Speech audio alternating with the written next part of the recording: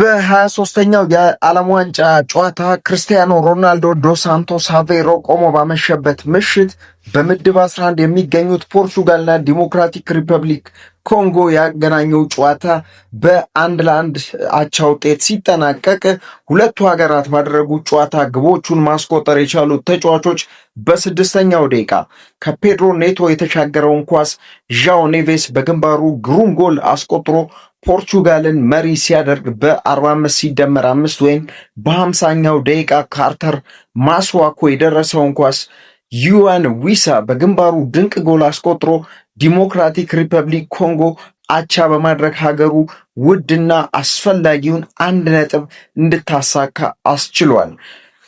በዚህ ጨዋታ ላይ የፖርቱጋል ብሔራዊ ቡድን በርካታ ከዋክብቶችን ይዞ ወደ ሜዳ ገብቷል። እንደነ ብሩኖ ፈርናንዴዝ፣ ሮናልዶ፣ ቪቲኒያ፣ ራሞስን የመሳሰሉ ከዋክብቶች ይዞ ቢገባም 1-1 ጨዋታውን በመጨረስ በርካታ ትችቶችን እያስተናገደ ይገኛል።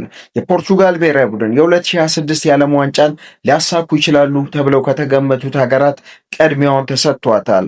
በዛሬው የምድቡ የመጀመሪያ ጨዋታ ከኮንጎ ጋር 1-1 በመለያየቷ በርካታ ትችቶችን እያስተናገዱ ነው የሚገኘው። ቀጣይ የምድብ 2 ጨዋታዎች ይቀራሉ። በዛ ጨዋታስ በነዛ የምድብ 2 ጨዋታዎች ምን ይጠብቃቸዋል የሚለውን ጊዜው ሲደርስ መልስ ይሰጠናል። የዛሬን እዚህ ጋር አበቃል። ምሽት 5 ሰዓት ላይ እንግሊዝ ከክሮሺያ ጋር ጨዋታውን ታደርጋለች። ፈጣን መረጃዎችን ወደ እናንተ እንድናደርስ ቻናላችንን ፎሎ፣ ላይክ በማድረግ ቤተሰብ ይሁኑ። መልካም አመሻሽ።